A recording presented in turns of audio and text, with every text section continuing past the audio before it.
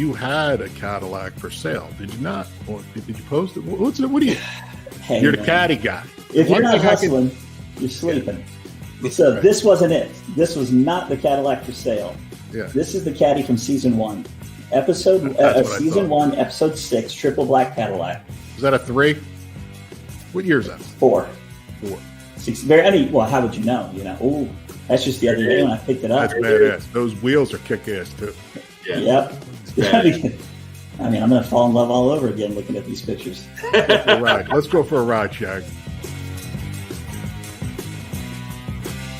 You clearly had too much blood in your alcohol system. I didn't say I stopped drinking on Sunday. I'm just telling you that I'm still hungover from those days. Oh, yeah, God.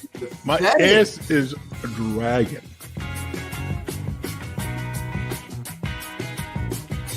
And I turned around and I said, "You just missed 10 grand." He goes, "Why?" And I said, "Because that was me being a dick."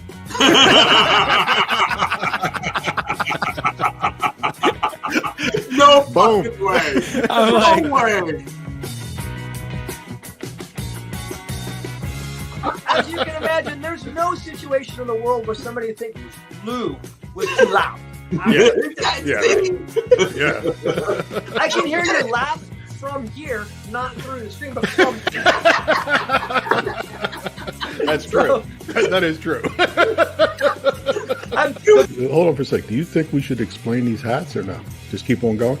Just keep on going. Just keep on going. They'll pick it up when we bring on our guest. You need to do is check out DEI, Design Engineering Incorporated. They keep the heat out so you're not sweating to death. Check them out. I do like that. I do like that. It's perfect, and it's perfect for the show. It really is. That first DEI commercial was the bomb. That thing was the best. I thought so too. It's All these guys, the way you use it, it's okay. Yeah.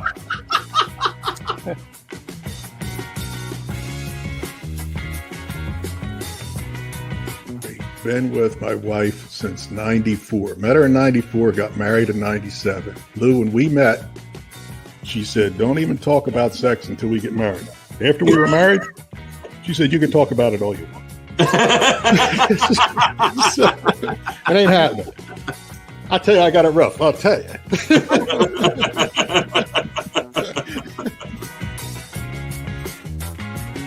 I think there was like probably 30 or 40 extras, on set that day.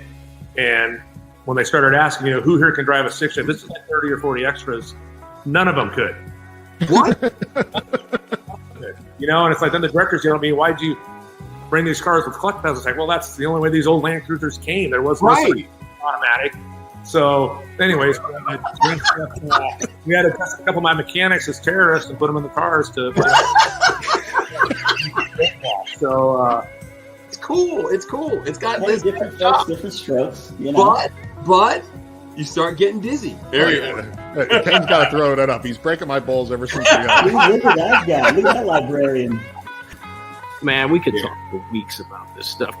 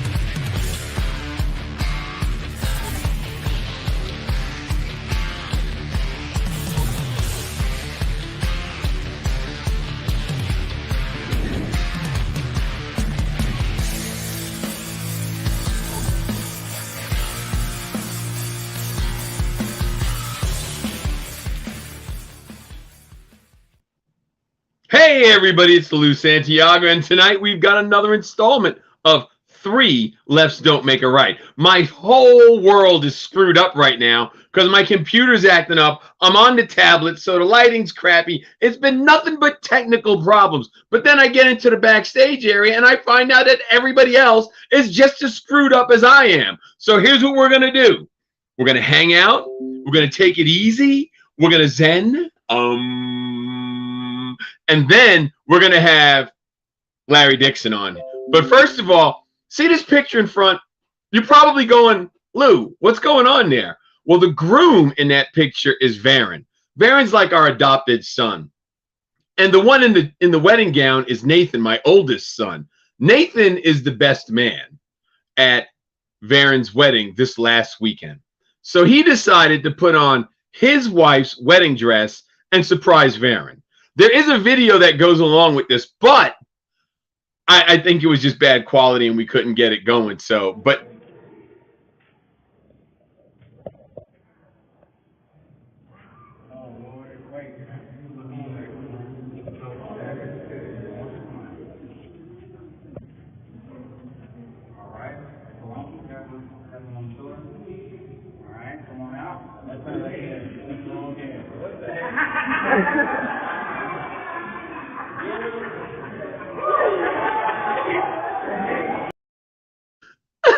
so there you have it. So we're going to go to a commercial. John's going to come in and we'll go from there. Take it away, Ken.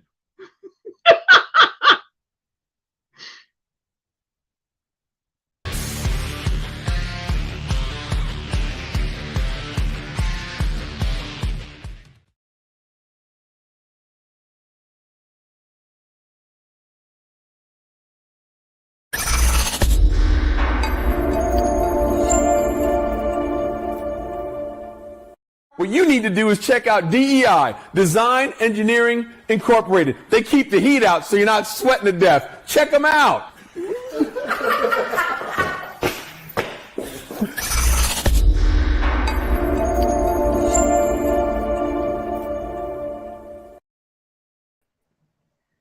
So there you have it. That might be too close here. Well, I got to get a new computer. This is ridiculous. So I just got to do the tablet for right now. But anyway, so yeah, that was my my oldest son. He was the best man. So he decided to masquerade as Shawnee. That's Varen's new wife. They're newlyweds as of Saturday. So yeah, that was his gift to Varen. You're not worried about him at all, are you? You're not worried about him. No, I ain't worried about it. I ain't worried about it. He shares the old man's sense of humor. Yeah, exactly. They all do, which is so bizarre.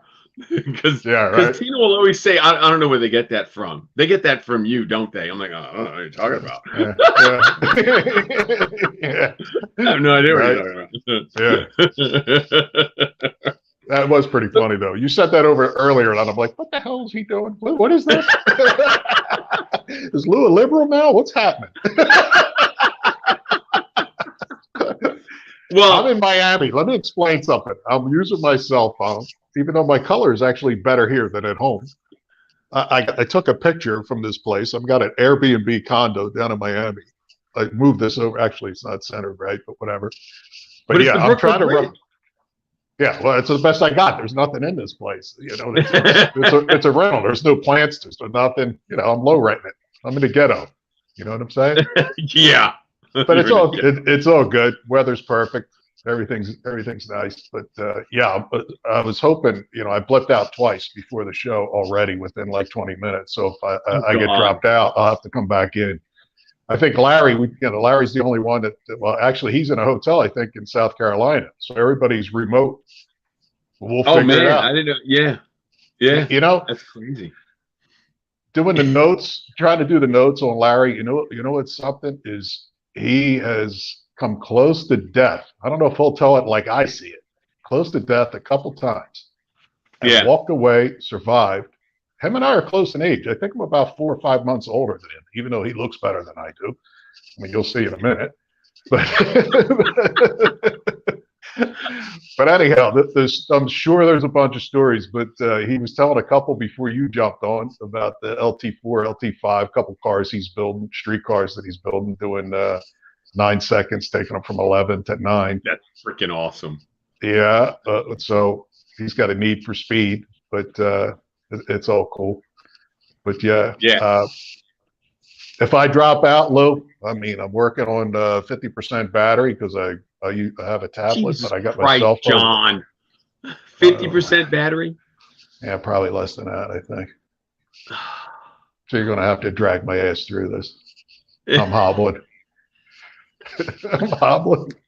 Dude, you know, just because you're in Miami doesn't mean that you get the fucking. I'm on vacation. Yeah, I was out on a jet ski. Yeah, that's exactly it. I was zipping around. I was zipping around Star Island today. Yeah, I was having a good time.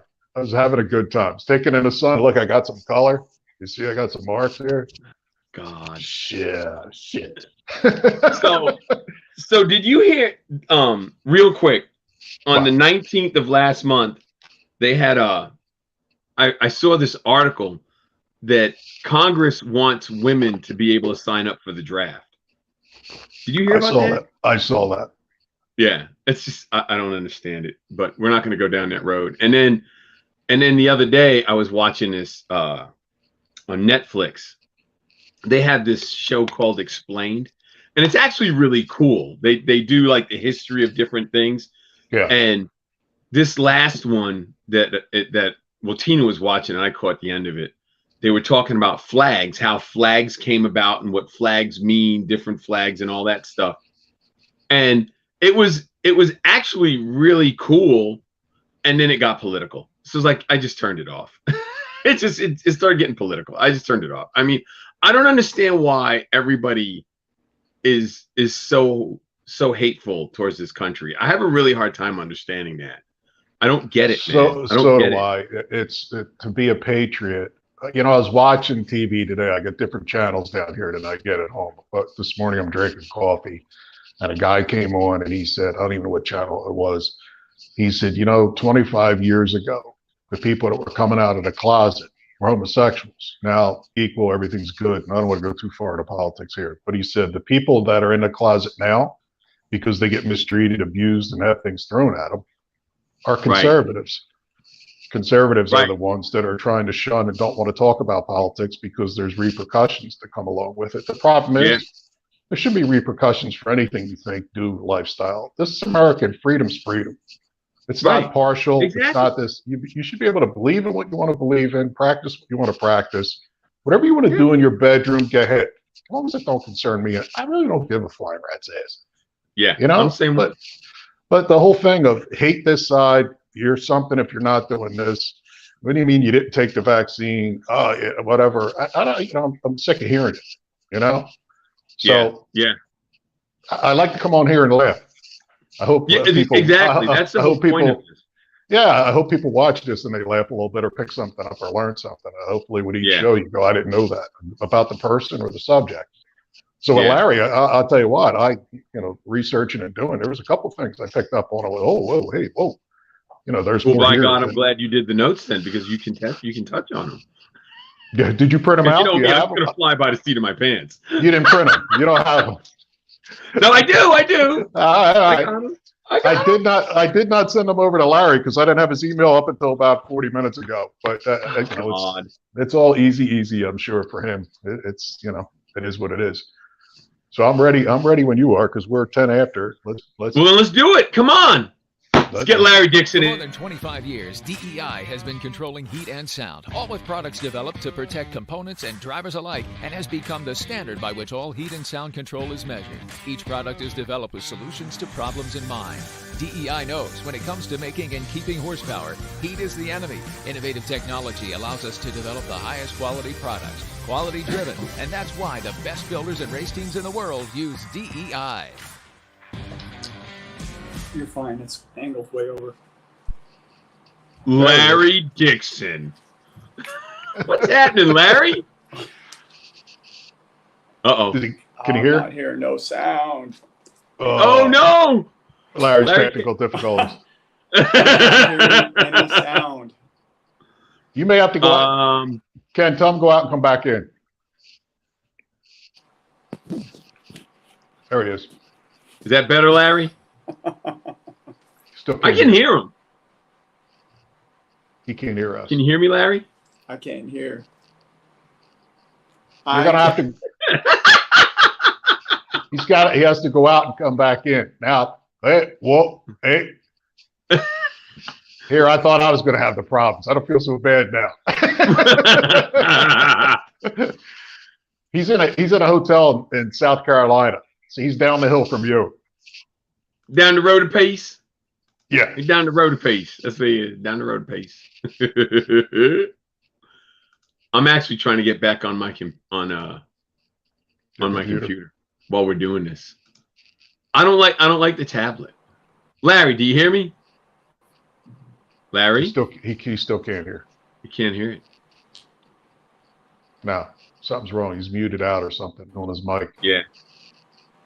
He was working pre-show. It sounded fine. He's actually telling me maybe his mic got turned off. I don't know. Yeah. I mean, when he talked, I heard him. Is Ken booting him off? Yeah, I guess. Yeah, he's probably kicking him off and coming back on. Yeah. Well, let me tell you. I don't know if I told you already. I think I did about tell me my Lincoln steering coming apart. I tell you, no. I ripped the. Yeah, I had the Lincoln out. I pulled into a parking lot, pulled in uphill, and the car shut off. Vapor lock, whatever. It was like 95 degrees. So when I went to put reverse, the thing shut off. I got the idle down low, thing starting to run right. You know, I put about 600 miles on it since the build's been done. But anyhow, I go to put it reverse to back into a parking spot at a restaurant, and I can hear an echo myself. Yeah, I'm going out. But anyhow, right, I'm listening. I'm back. Yeah, mine came up, so that's why I was. Ah, you got two running at the same time. Yeah, and it's when you started, it came up and you started talking. So I'm gonna go. I went out and came back in, so now I'm gonna enter the studio. Yeah, Ken's got to swap you out because you'll be two different people. There he is. There we go. Cool. Close this one out. Larry, can you hear? I can hear you guys. Oh, there we go. There we go. I'll finish my Lincoln story some other time. We're trying to blow it up. Larry, where are you? You're in South Carolina. Where? What's going on with you? Columbia, South Carolina right now. Oh, you're 2 hours from me. My daughter, it's move-in day. She's starting college, freshman. So. Oh man. Yeah, road trip from Indianapolis yesterday. Had to stop off at IKEA in Cincinnati on the way here, and then got her moved in this afternoon, and this is the first one that's moved away like this, so it's big deal for her, big deal for us. So really, that's awesome. Yeah, excited about it. I already know she's smart because she wanted to move south, get out of the snow. So we're yeah, you got the same weather I do. Yeah, and the winters are horrible. And you know what I don't like is feeling the end of summer. You can feel it. It's dark at 8:30 now, which is driving me a little crazy. Yeah, and it's only a matter of another month before it's cold. I came from Southern California, moved to Indianapolis by choice, and it's 20-ish years there. Yeah, it's getting time to move south. You got the right idea, North Carolina. You got the right idea, Miami. So it's nice down here. We're working our way there. Larry, let's go back. My first question when I was looking into your history, which I didn't dig into, is how do you go from a guy out of high school, and I know your dad was a racer, you were on the team, but take me from 86 or so up till being rookie of the year in 95, that 10 years, the learning curve, the where you were headed, what you were doing, and what you were thinking. And take me up to rookie of the year time frame if you could. Hop, skip, jump. Yeah. No, I won't bore you with all of it, but my dad raced top fuel cars in the 60s and 70s. So like we would always go to the drag races, and that's where I really got my love of the sport. And, but he always had this 8 to 5 job, machine shops and racing engine places and all that. But there were other guys out there, Snake and Mongoose and Shirley and Big Daddy. And they weren't leaving Sunday night to drive home to work. That was their jobs. And I'm like, man, if I could ever figure out how to pull that off, that's what I wanted to do. So it was just, went through high school, grew up again, Southern California, San Fernando Valley, went to Van Nuys High School. So a lot of car culture out there and stuff. But yeah, it took me about a year or two before I could figure out how to get on a pit crew. I didn't have, the whole marketing and the sponsorship and all that kind of stuff I didn't figure that part out, but I wanted to be on a pit crew, work on these cars, not, my brain was not go to work on, Monday through Friday, let that be my work. So it was just do that. But I always wanted to drive. That was my gig. I love them Top Fuel cars. And so while I'm working on different teams, and then I ended up on Don Perdome's team, 1988 was the first year that I worked for Snake and on his pit crew, and then did funny cars, and then he switched to the dragsters, and then, but I'm also watching these other guys and girls for that matter kind of move up the ranks, mostly from alcohol, funny cars, alcohol dragsters, and then get up into the pros, the nitro ranks. And it's so that was kind of, I knew I needed to do that. So I think for a Christmas bonus one year, I went to Frank Hawley's school and drove an alcohol car. And so yeah, okay, that's what I want to do. And then, but even talking to Perdome, it's well, how are you going to go to the pros? Nobody's going to let you drive anything without driving anything, So literally left his team for one season and went and drove for a alcohol team, John Mitchell, Montana Express car. And so I do that for a year. I don't do anything great, but I didn't do anything bad either. I didn't hit nothing or any of that stuff.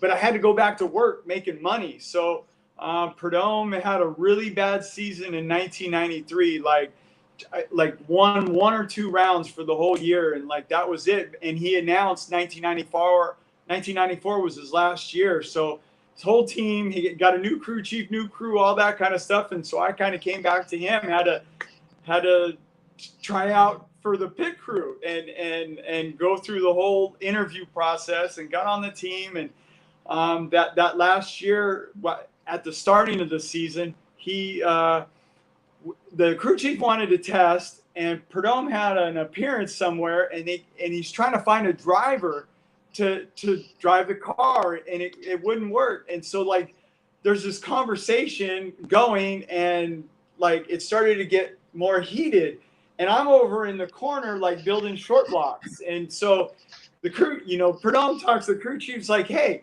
get that fucker his license, and you guys can go test anytime you want. And I'm I'm listening to this, and I'm like, that would be awesome. So literally, what year are we? A race or two later,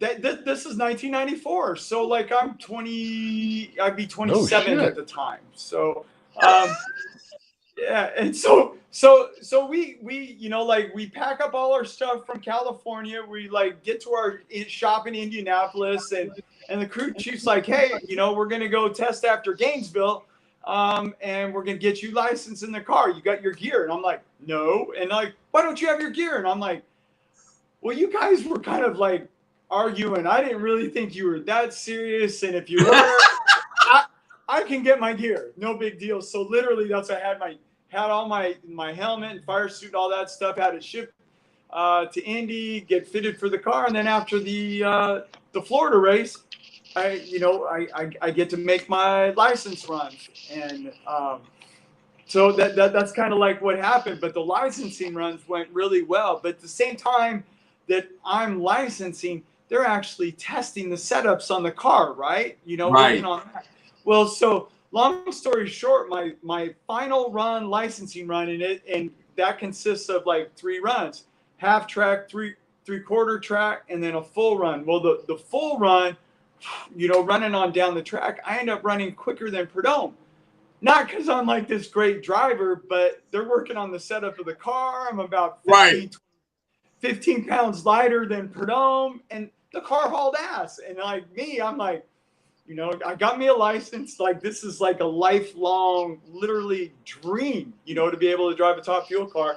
And Perdome was excited about it, but we didn't have a sponsor for the following season. So like, for me, it's still like, it's not real. I got a license. That's all I got. But if we get a sponsor, you can have for years I was in that boat anyway, but long story short, and it will get short, we had heard Miller Brewing Company was looking to get back in the sport. He gets a meeting with them right after he won a race, and it's like, okay, Perdome's, like, hey, I'm retiring, but I got this young guy that he's going to drive the car, and by the way, we got a badass car. The car just won, and I think he can do it. So they bought it. And so, like, I drove for Miller for a dozen years, but now, 1995, and then that's when I end up, Rookie of the Year, won Indianapolis, Bud Shootout, some of that stuff. So that was it. That was my start.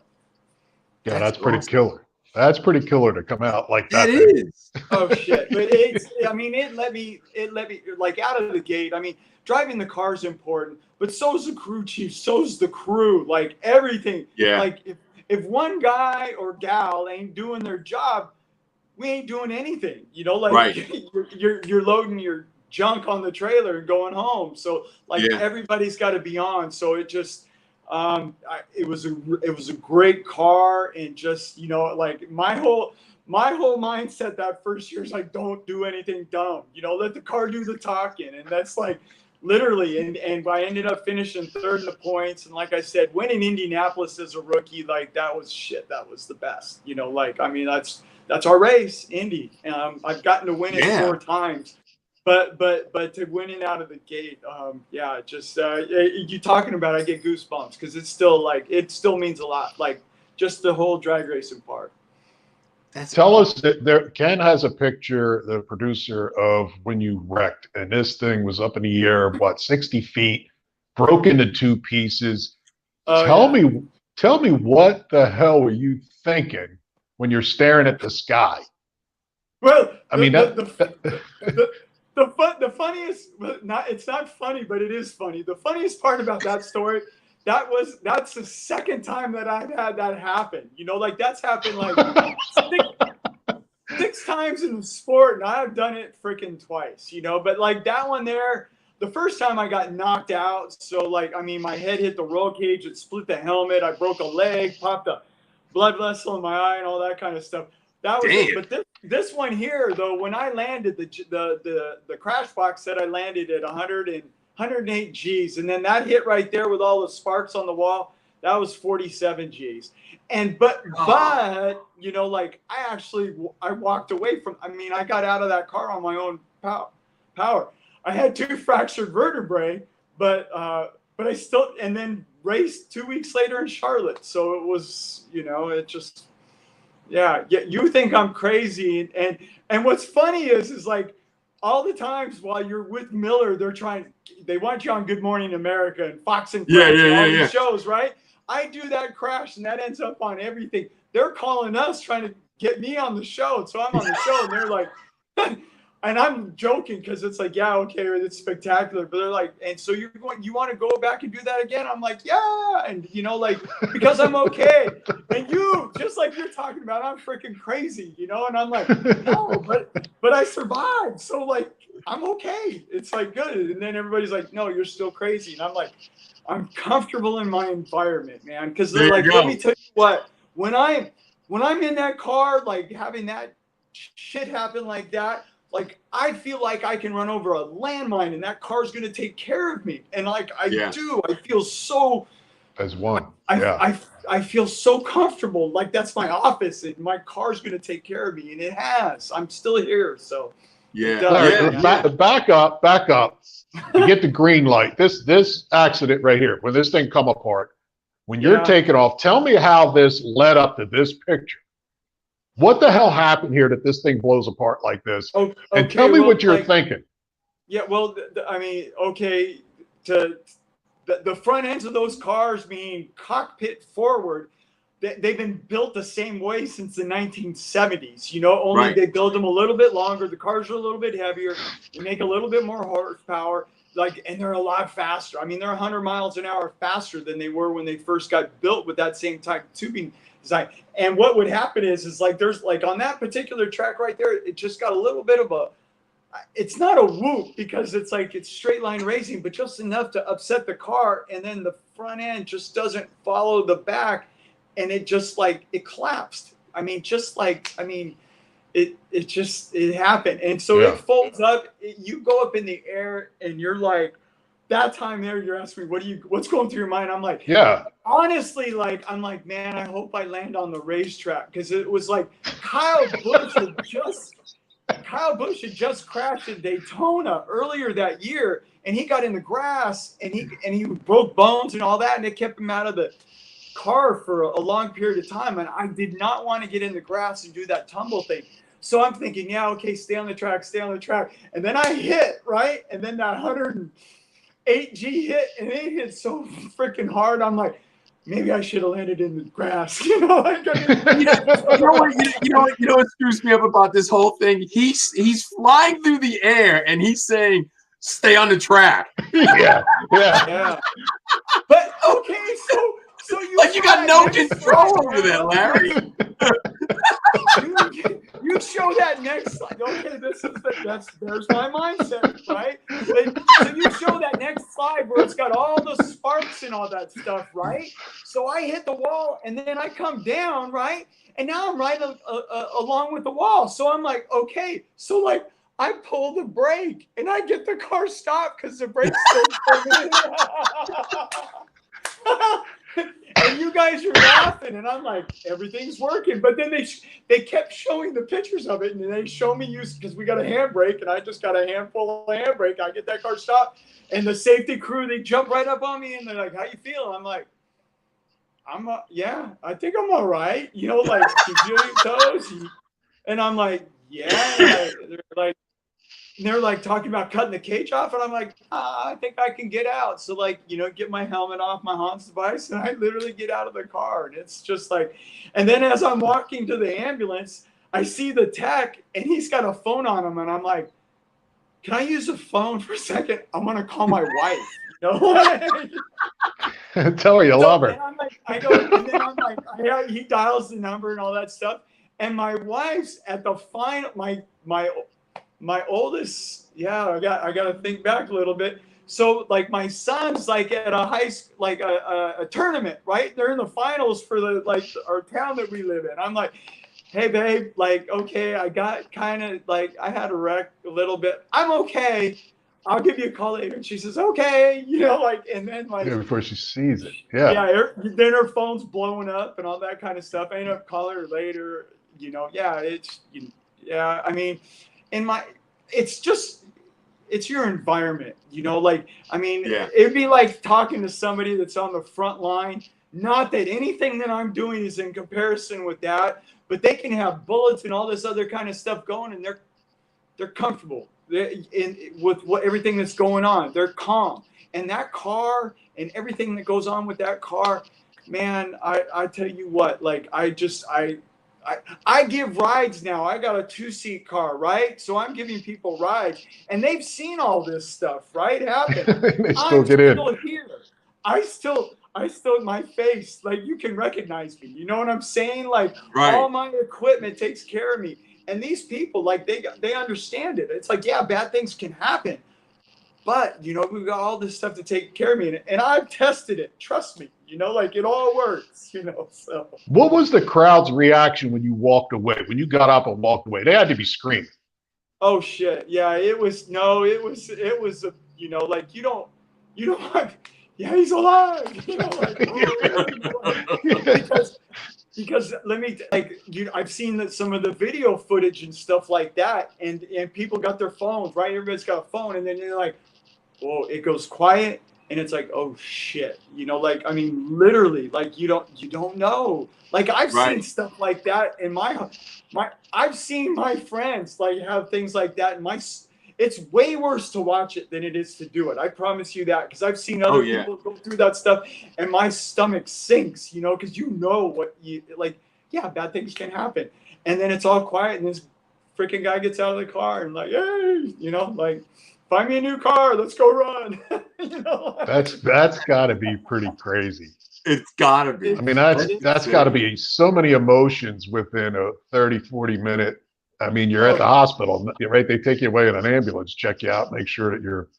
Oh no, right? no, like before, yeah, I joke about that too, because like no, I had to go to the press room and tell everybody what happened, and then we get all done with the day. Then we go to the hospital. Oh yeah, okay. Put a Band-Aid on. The funniest part is, well, it's not, I can make jokes about anything, but like, so I'm in the press room and like that, and we're in Gainesville, Florida, and like where the track is in relation to the town, it's got crappy cell service. And so then all of a sudden my phone gets a signal, and it's like, bing, bing, bing, bing. I mean, it's 47 texts that have hit. You know, what happened? You know, what the hell just happened? Exactly. Jeez. Yeah. Jesus. Man. That was 2015, right? Yeah. 2015. There was another accident. The first time that I had a similar wreck like that happen, you know, back in 2000. And then out of that, you know, we're sponsored by GM at the time, and they fly their safety guy down. And it's like, hey, what can we do to these cars to make them safer? Because like, that one, I got a helicopter ride out of there. I had a broken leg, split my helmet.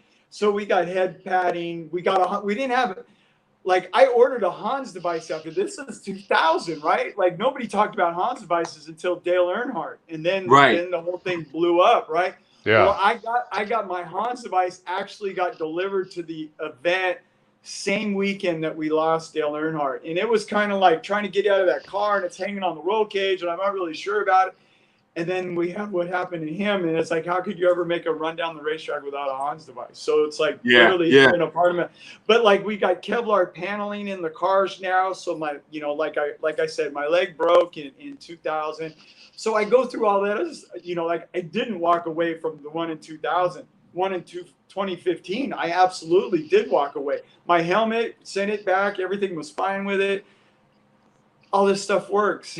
Unfortunately, I crash tested it, but it just, you know, like, I mean, I remember Pernome used to say that, you know, if these cars were safe, we'd still be wearing T-shirts and leather caps, you know, but they're not. So like, as things happen, you learn from them. I mean, you know, hopefully we don't lose anybody while we're learning, but you learn every time that car goes down the racetrack, and we make them safer and safer and safer in the cockpits.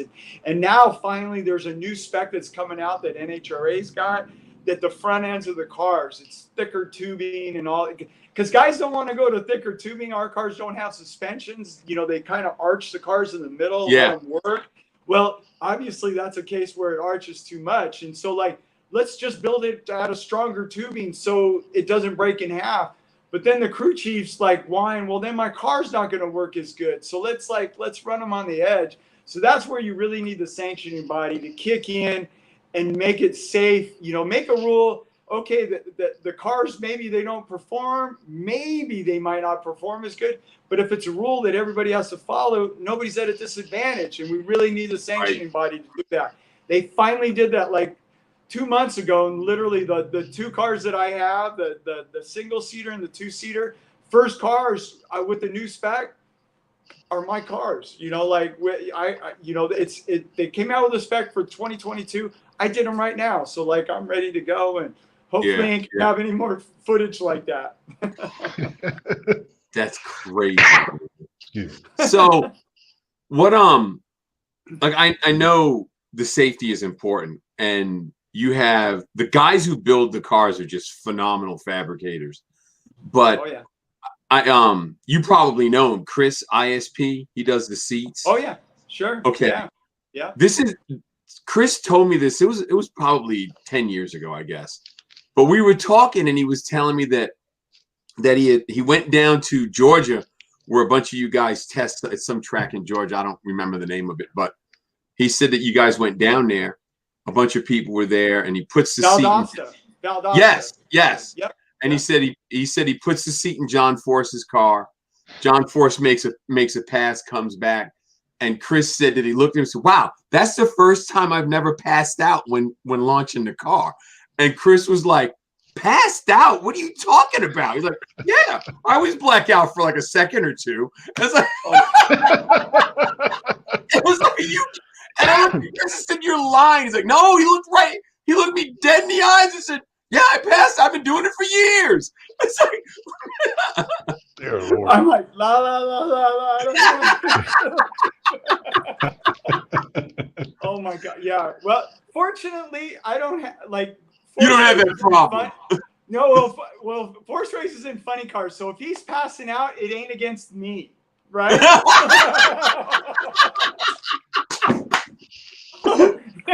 Yeah. Oh my gosh. Yeah. I don't want to hear about that. Like, no. I mean, but that again with the poured seats and all that safety stuff that's come on. Yeah.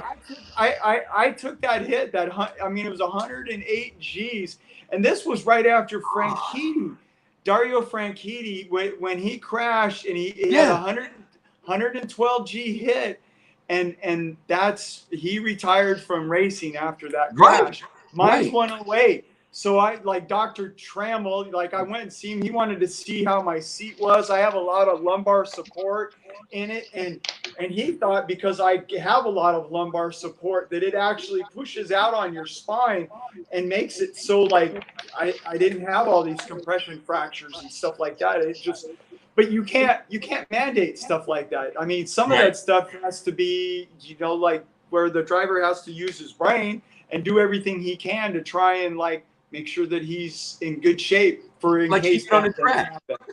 Yeah, like keep the car on the track. That helps. It does. I am here for your entertainment. It's funny because Mike Cotton, you know Mike. Oh, Mike. Yeah. So John and everybody, Mike does that show Faster with Finnegan, him, Dave, and Mike. So Mike had seen like the second or third podcast, and he calls me up. He goes, "I can get you Larry Dixon. He's a great interview. He's a hoot. He's a riot." And I'm like, "Well, then, call him, send him a text, do something. Let's go." So that's how we got in touch with Larry. That's how it all happened. That's funny. Okay, so I'm going to jump off a subject real quick, but I'll come right back. So I'm also a driving instructor for this Doug Herbert's Brakes program, which is a teenage intensive driving school, right? And so one of the instructors on it, this guy, Carl Gadd. So we're going to somebody local. They're barbecuing and doing it. And so I'm telling him about like my street cars, we can go into all that. And he goes, "Man, like all your streetcar stuff, I know this guy in North Carolina that's like you got to get your stuff on YouTube." And it's like, and he does all these things. I'm like, "Yeah, what's his name?" He goes, "Lou Santiago." And I'm like, "Wow." I go, "I'm going to be on a show in a couple weeks." He goes, "No way." And I'm like, "Yeah." And I'm like, I'm literally like it's going to prove anything. But I'm like, "No, look at my calendar, my phone. There it is." Right? I can't believe you're on a show. That's so awesome. But yeah, man, you got a hell of a following, man. And it's awesome. So thank you for having me on your show. I appreciate it. That's cool to have you. You got some cool stories. Yeah, we're doing this because one of the things we really want to do, Larry, is all of you guys in the automotive world, man. It's getting to the point, there's no really good interviews. Nobody's telling their stories. That's how this all came about. How it all came about. We want to be able to, not so much catalog it, but put it down on paper, essentially. I mean, think about it. Who's gonna sit there and tell you while they're flying through the air? Yeah, I had to grab the handbrake because I knew I had to stop the car. You know what I mean? It's like you don't get that. The TV interview's not gonna give you that because TV is all about time. They're just like, okay, he's good, and that's it. Yeah, and to me, that's what makes it so good. No, you guys doing shows like this and actually getting the personalities, of people. Like you used to struggle a lot with the NHRA shows. like, and it's great that, you know, like it's on network and all that, but you're trying to get every single car that goes down the racetrack, and you can't do an interview with every single person. And then all the sponsors that are spending millions of dollars to let you go race, they're like, hey man, you better plug my name, you know, so you get 7 seconds, and it's like, and it's like, okay, back to you. And you're like, you know, like, and nobody knows who you are. Like John Force gets it, you know, but you know, like you get John Force because he's won 100 million times. You know, like if he gives you 5 words, you've gotten 5,000 words because he wins all the time. So you get the story, you know, like, and it's really tough to be able to get it out there. So yeah, you know, guys like yourselves, you having shows like this, I think it's bitching. You know, really. Well, you know, it doesn't hurt that John gets out of the car and says shit like I saw Elvis at 1,000 feet. You know what I mean? Like, it doesn't hurt. Yeah, well, see now if I had said that, they would revoke my license, right? Because he passes out, get rid of him. You know, like, John Force, woo, yeah, John will make great TV, so let him pass out, right? You know? Larry, I want to back up to 2015. I want to get personal because there's a story here that I think a lot of people really should hear. You got at that same time of splitting that thing in two in 15, you were battling throat cancer. No? Yeah. What happened? I mean, that's a hell of a year right there. Now, what's that all about? And tell us how it came about and what happened. Okay, so like we'll go back to 14. That's probably somewhere in the summertime of 14. You get a cold, you get a sore throat, and you know, and eventually it goes away. Well, this particular one, like, okay, so I get a cold, and then the cold goes away, and my sore throat, it kind of like didn't. And we kind of had a break in the schedule. And normally I can call, like, you know, like small town USA, like, you know, you can just call them up, say, hey, take this, and that'll make it go away. I had a break in the schedule. So I'm like, I'm going to go see him. So he looks in my throat and he looks at my tonsil and goes, oh, wow, it doesn't look good. You're probably going to have to get your tonsil removed. I'm like, okay. So you go to an ear, nose, and throat guy. So you make an appointment with him, and then he looks at it and goes, yeah, that's not tonsillitis. You know, it's probably worse. So like they check it out. It's got you know, like I got cancer, and then you do the CT scan, and it's in your lymph nodes, and it's like, wow, okay, here we go. So like then you get a couple opinions on how to treat it, and so like I go with the, you know, like. On that, I ended up going to Simon Cancer Center downtown Indianapolis, and so I get chemo and radiation. It's 6 weeks, and it's right at the end of the season, right? So I find out in October, end of the season's like November, and it's like, so I got 6 weeks of treatment. Well, there's 7 weeks of off season before we start testing. I'm like, perfect, I can get this done, you know, like, so like 5 days a week we do the radiation, and once a week you get the chemo. And I didn't tell anybody about it. It was during, like, my family, like my 3 kids and my wife and like couple like really close friends, and like that was like our pact, you know, like it was during the holidays. They told me if I go through treatment, I got a 98% chance of cure rate. And I'm like, yeah, I don't race with 98% chance of winning, you know? So it's like, I don't want to be the downer during the holidays and all that stuff. So it's like, so we go through and do all that. The story that I tell, like, I want good endings. I want happy endings. So it's like, I'll just wait till everything kind of clears out. So like, go through my treatment, and so start of the season, you know, like normally I'm about 160-pound guy. They told me to put weight on for the chemo, and so I put 10 pounds on. We're at the end of the season, like I was telling you about before I start treatment, and then like they weigh the cars with the driver, and the like, wow, like my crew guy goes, wow, like you're 10 pounds off. I'm like, oh, the scales are screwed up, you know, like I didn't even tell my crew guy, right? So like, wow. So like, but then like towards the end of the deal, you start losing weight. Well, by the time of the start of the season, I'm like 135, 100. I quit getting on the scale. Shit. Yeah, holy shit, right? I quit getting on the scale because I don't want to see how like. Yeah. And I'm eating like. Let me tell you, like I got a friend, Steve Johnson, races pro stock motorcycles, and he literally has to be like he's got to be so skinny. Like he eats like grilled chicken and broccoli, and he doesn't have any fun whatsoever. Yeah. When I'm eating to try and put weight on, and I'm not like I'm 5,000 calories a day, and I'm losing weight. And like I'm eating double whoppers with cheese, and I'm having vanilla shakes, and I'm doing protein things, and I ain't gaining weight. Like it literally takes a while for your metabolism to like kick back in and go.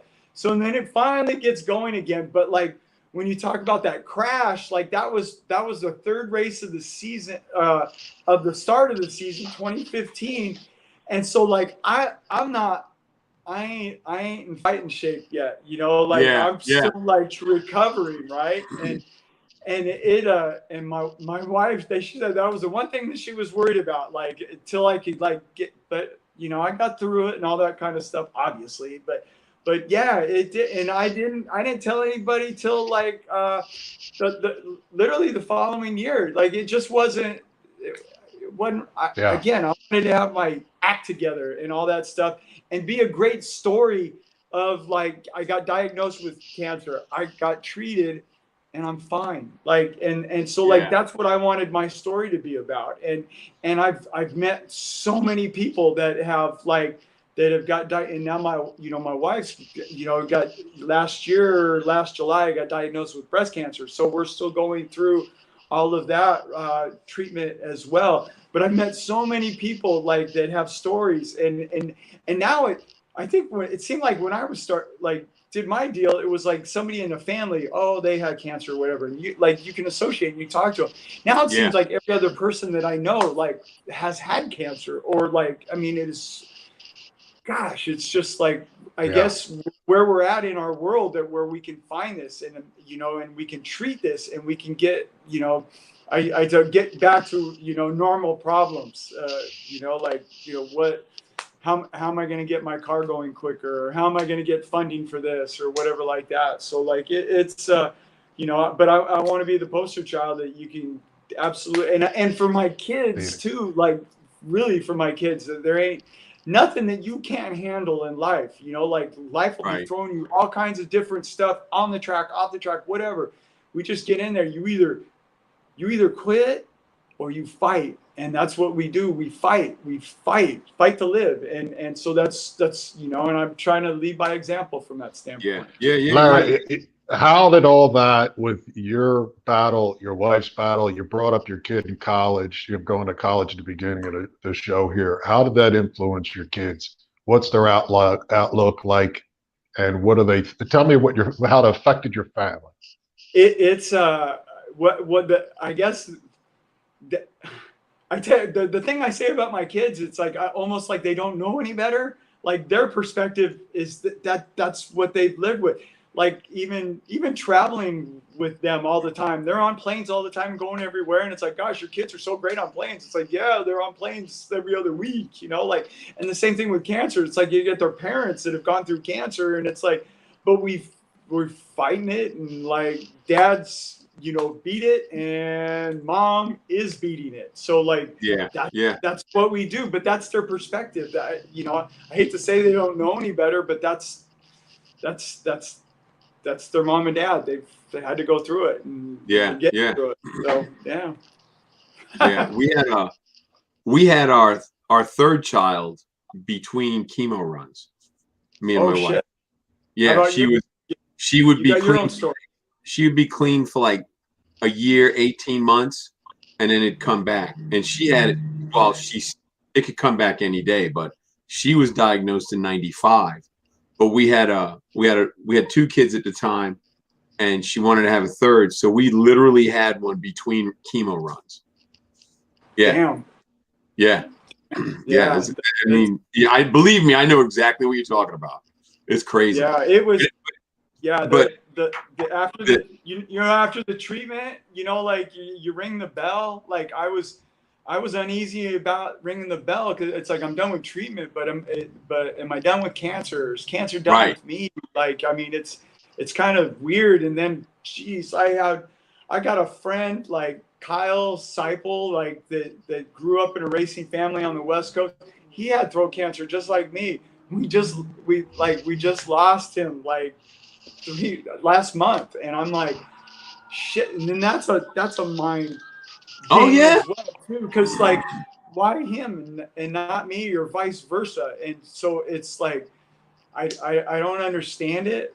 You know, like I feel blessed that I'm here. I'm in South Carolina. You know, like moving my daughter in. You know, like I mean that's yeah. It's what's her major?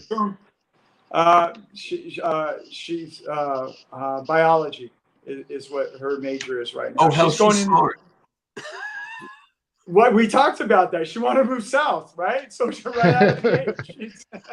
Yeah, but she's going to biology major, and then you know obviously she's already got 40 credits and she hadn't started school yet. Like she spent her last.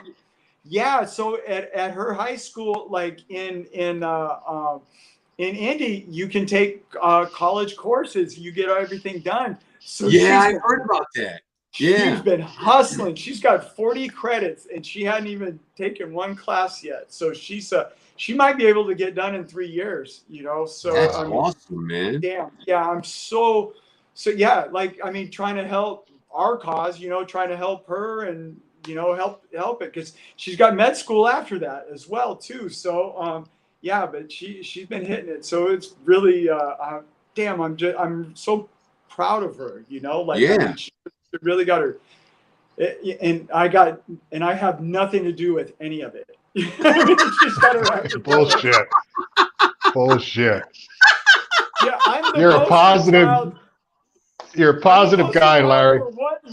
What not to do? That's dad. You know, follow. That's mom, bullshit. You know, like Larry, before the show, let's because we got a few minutes left here. Before the show, you're talking LT4s, LT5s, your personal cars, and what you're doing now. Let's talk shop. Yeah. Let's talk shop. Okay, my cars, like yes, my street cars. So like. Okay, I talked about going to work for Don Perdome. Well, just before I went to work for Don Perdome, I bought, and this is 1988, I bought from a friend of mine that it was a 66 Chevy 2. It was originally it was an SS car, 327 4-speed car. Broke the motor. He took the motor out, and he had so many cars that it was parked out on the street. We live in where the street sweepers are, so it gets pushed back and forth across the street, and then he gets tired of doing it. I keep beating on him, sell it to me. Sold me the car for $800, less motor and trans, 1988. I put a motor and trans in it, and I go street racing, and that's what I'm doing, right? I'm not on the tour or crewing or anything like that. Then you get the phone call from Don Perdome. So it's like, well, okay, I'll go work for Perdome for, you know, collect some money, get enough money to paint my car, and then I'll just, you know, like go back doing that. Well, I go to work for Perdome for 20 years. I kept my car. I never had this, it drove, did all that kind of stuff, but it wasn't, it's made for leaded fuel, all that kind of stuff. Now it's the 2000s everywhere, gas pumps, you know, unleaded. So I want to change the drivetrain out. I get hooked up with GM, do an LT4 in that car. Still haven't painted the car, but I got the drivetrain for it. Like, so I do an LT4, like a connect and cruise package, and I go and do drag week with it. And so like at the time it ran 11 flat. I keep tuning on it, get it down to running. It runs 990s now. It gets 22 miles to the gallon on pump gas. I mean, this is the perfect street car, right? So like I got it exactly how I want it. And then we have the coronavirus hit us, right? So like now I get bored, and like a friend that I know from down in Florida, I end up with this 69 El Camino SS 396 4-speed car, less motor and trans. I get that car home, and I'm like, man, I want an engine package just like that's in the Nova. so like, but now they got an LT5 out. So like, So now I'm taking my perfect Nova package out, and I'm going to put it in the El Camino, and now I'm going to put an LT5 in the Nova. LT5's got 750 horsepower. Right. Engines, you know, like comes with a warranty. These things are such badass cars. Gonna do the 8-speed automatic transit and all that kind of stuff. But then, like me, I'm doing like Midwest Drags and Drag Week. And that's kind of like how I ended up meeting Cotton, you know, through all that stuff. And so Finnegan and these guys. So like, yeah, so like that. I didn't have time for my cars when I was on the NHRA tour doing 24. All I wanted to do when I wasn't racing was catch my breath, you know, like, and now it's like, I'm not on the tour. So I'm getting to like, I get to do these things with my daughter, you know, the college trips, and then get to play with my street cars, got the 2-seat top fuel car. So I'm giving people rides in a top fuel car going down the racetrack, which, you know, we could do a flip on that, but like 8-mile runs in a 2-seat top fuel car. And I know you have video clips of it, but 0 to 260 mile an hour in 3 seconds. We run the 8th mile in that car. So it just, how does a person get a ride in that thing? You go to one of my websites, because my social media team is me. Like, I'm a party of one. So like if you go anywhere on Twitter, Facebook, Instagram, Dixon YouTube, Top Fuel, all that stuff, I'm the guy. Reach out to me. We'll go to a track that NHRA won't arrest us at, and we will. That takes all the fun out of it. Right? Yeah, it's like they've actually upped my street cred, because I have to run these warning labels on the car. So like I can keep my NHRA license, and then the world knows NHRA doesn't have anything to do with the car. But then, but it makes it even cooler because NHRA outlawed the car, right? It's kind of like street outlaws, right? You know, like they're not part of the NHRA thing, and then that makes them that much cooler. So that's where NHRA's got me right now. So as long as I run the warning labels on the car, you know, I won't go to jail, and they won't arrest me, and I can give people rides down the track, you know, safely. And Larry, let's talk Hall of Fame. Being inducted. Oh shit! Yeah, you got inducted. Yeah. Oh, how cool was that? Yeah, I got. It's very humbling, because in the Motorsports Hall of Fame, and that's at the museum down at the Speedway in Daytona. So that's where they've got everything set up. But it's only been open to like drag racing since like 1990. So there's so many of my heroes in drag racing that aren't in it, and I'm in it. So it feels a little like Wayne's World, like I'm not worthy, but I'm going in. My class has got Davey Allison in it, and I used to I just think the world of him, and like I'm an organ donor because of Davey Allison, and you know, like Judy Stropus, you know, like she's going in my class, and she did a PR for GM when I was with GM. Robin Miller, I've been on his show a bunch. Nikki Hayden, the Kentucky kid, is going in. I just thought him going over there and racing MotoGP and kicking all the Euro asses, and like I just you know, like I'm bummed he's not there, but I'm going in with his class, and it's just like it's really humbling. I mean, you know, the first thing I thought is like, wow, I'm getting old, I guess, if I'm going in a Hall of Fame. You're going old. But gosh, what a great group, and I'm just like so that's going on next month. They're actually doing, because of all the COVID thing, they set it up at the M1 Concourse up at Detroit, right off of Woodward Avenue. So that's happening next month. They're doing last year's class, which has Rick Hendrick, and I mean, gosh, there's so many heroes going in, and I'm just like, I'm going to be getting autographs, I think, from all the people that are going in. It's just, it's really neat. I just feel it's neat. I'm just like, I love my dad because he got in drag racing and made me a fan of the sport, and you know, I'm getting in because of him.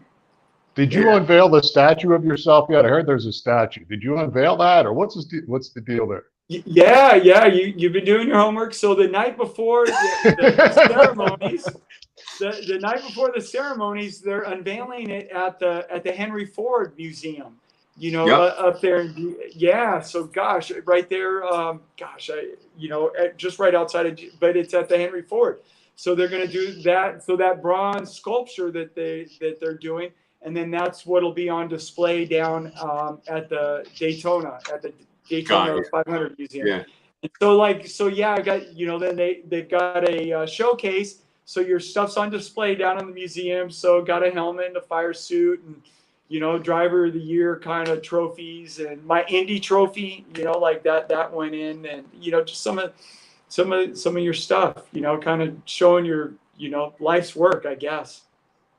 Life's passion. That's pretty cool. Work. It's just passion. I mean, right. It's never been. I always thought if I could stay racing, that would keep me from having to get a real job. And so far, like my last job away from cars was at Jack in the Box when I was in high school. So like, I think you did good. Far, man. I think you did good. I mean, come on, you can't complain about that. Yeah. No, that's fantastic. It really is. Man. Larry, what was the?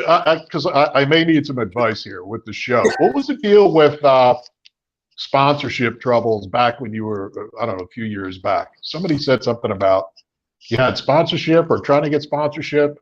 Was there issues way back in the 2000s? Am I reading that wrong? But to be honest with you, if you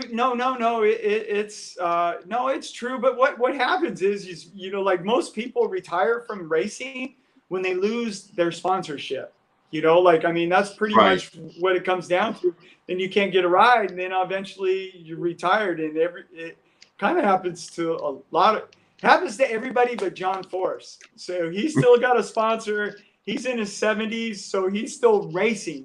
But for most people, it's just it's coming up with the funding. It's so very expensive to race those cars, and I don't have rich parents, and I'm not rich myself. So like, it's just, you got to be lined up with somebody. And it just kind of, you work your way out of the sport, I guess. I don't know how else to say it other than that. Yeah. So, I don't look at myself as like being like, so while I'm not racing, I get to hang out with my family and I get to play with my street cars and go do this 2-seater. So like, those aren't things, like, it's not like I'm being great, like this is community service or something. I'm having to pick up trash on the highway, like I'm still getting to do great stuff. I'm just not on the road racing. So I'm okay. The reason I ask is because sponsors for this show, I wanted to pick your brain. I don't need to do it on the air here, but trying to get sponsors to pick up and have somebody, because we got DEI, we got a couple others lined up. We're working on video and production and stuff for them, but you know what I'm saying? I wanted to know how what the trick is. What are your thoughts? Yeah, okay. Do what I don't do, right? Whatever I do, I'm working for sponsors. So do the opposite, right? Like the George Costanza of shows. Just do the opposite, and it'll work for you. I don't believe that. Right? I'll tell you what. George Costanza. George, you guys watch Seinfeld, right? Yeah. Right? Yeah. I'll put my ugly face up there, Ken. I'm unemployed. I live with my parents. You want to go out? Hey, what's your name? Right? We need to do. We need to have a segment. Lessons from Larry. No, I'll tell you what. Larry is a breath of fresh air. He's a positive dude, and I'll tell you what. He kicked that ass a couple times, and that's what I wanted people to see. Yeah. I mean, those stories of the crash, the cancer, and being positive moving forward. Hopefully, your wife's doing well. Do you know what's bitching about? Like, the cars. You know what I love about cars? And anywhere you go, whether it's drag racing or drag week or whatever, street racing, nobody talks about politics. Like nobody gives a crap about it, man. It's like you love the cars. It's the cars, you know, like, and you know, like I don't even like watching it. If nobody's got anything good to say, like I'll just go to the shop, work on my junk, you know, like, I mean, it's like, but like doing the car shows, like there's plenty of content out there without even having to go down that road. And I dig it. Yeah, I absolutely do, man. I think this is bitching. So again, thank you for having me on your show, man. Yeah, we hope that, you know, this is later in the day. We hope that people tune in and like the fact that we laugh. You get to see something, you get to learn something, you get to hear what, you know, how you came about and what happened in your life and get to know you a little better. Your cars that you're working on, if you could send those over so we can post that, your street cars, so we can post that on our social. And because I don't think we have pictures of what, you know, your Chevy and your El Camino. No, I you know, like I'll post stuff. Like, I mean, yeah, I just kind of what's going on. I keep it, you know, I throw a little bit of, my daughter gets embarrassed sometimes when I put stuff on her, but I'm like so freaking proud, you know, like my kids, right? Like you should be. So like that's kind of it. But then like the car stuff, I'll put it up there. But yeah, my Chevy too. I haven't done anything on the El Camino at all, just because it's like, I got a plan, and it's just not yet. You know, it's like it's coming after the Chevy too. But yeah, absolutely. Like but like I can have that 2-seater, and I get excited about the 2-seater because like when I take somebody down the racetrack in it, that's their run for their life. You know, like, and I get to, like literally I'm sharing that. They're sharing their run with me almost, you know, I get to be along with it. So like, I really dig that. The single seater, the regular top fuel car, that's a blast. So you can go down the track 0 to 330 mile an hour in 4 seconds. And that's fun.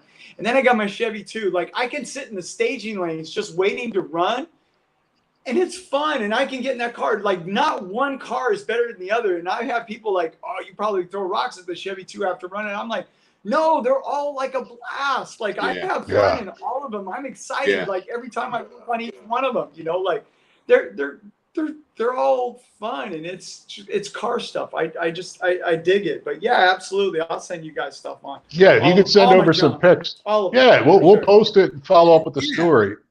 You know what I mean? If there's a picture of the statue, send that over too, because I couldn't find anything on that. When is that happening, or did it already? The unveiling of the statue. Yeah. I'll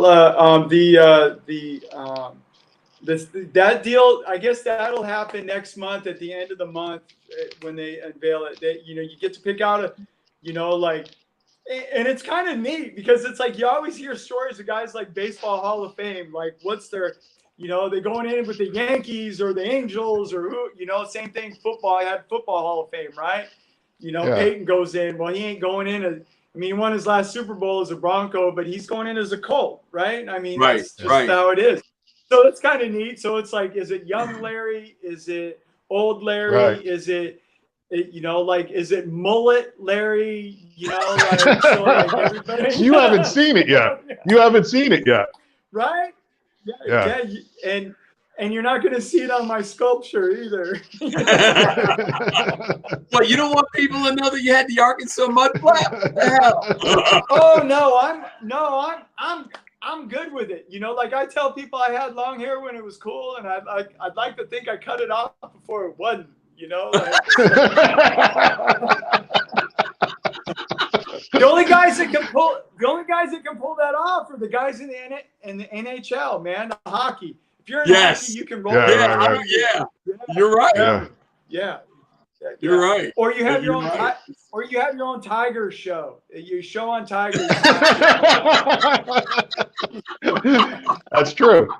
That is true. He rocked it well too, that dude. Oh God. There's probably 10 more things. There's probably 10 more things on this list to go through, but we're 10 at this point. We're overtime right now. But yeah, Larry, I appreciate you coming on and doing this. And I'll tell you what, you got good energy, and you're a positive dude. And I hope people got picked up. And I know they can relate to some of the things you were talking about. You know, so it's cool as shit. I appreciate it. It went by fast. I can't believe it. Thank you for letting me. Hey, Larry, I just want you to know you'll be passing right by my house. You'll be passing right by my house when you head back home. Say that again. You'll be passing by my house more than likely when you head back home. Right on. I'm right off the interstate. I'll sit.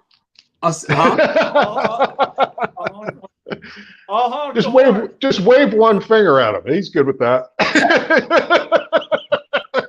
I guess Ken said that's it. Can't kick them off. Can't kick them off. All right, that's how Ken rolls. Dude, I mean, I think that was a great interview. Just like I like his energy. I'll tell you what. He's got you know, great he's a positive. He's Yeah. a positive dude, and like I said, you know, I mean, he kicked that ass a couple times. What's that tell you? And he's pushing.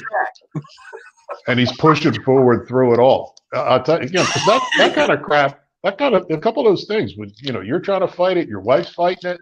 Yeah, that beats the hell out of you. I mean, you know, So Linda had, you know the deal. Linda had ovarian cancer. It was the same thing. It wakes you up. You go, holy shit. Yeah. You know, he was in his 40s when that was happening, and so was shit. Yeah. Man. All right. Well, look, let's shut this bad boy down. Everybody, hope you enjoyed the show. Who do we have next week, John? We got Tom Bailey, right? Tom Bailey's coming on. Tom Bailey, fastest street car. I think we're going to talk about Camaro 2.0. Haven't decided yet because I know there's Camaro 1.0. And then he also has that 55 Nomad that's just badass. And the what was it, Rocky Mountain Drag Week or something like? There's another drag week that him and his son did, and his son did it in a 57 Chevy wagon, not a Nomad, but a 57 wagon. So you guys need to tune in next week, see Tom Bailey, and we're going to talk some stuff, and we'll go from there. So until then, I'm Lou. John, say goodnight. Good night. See you later.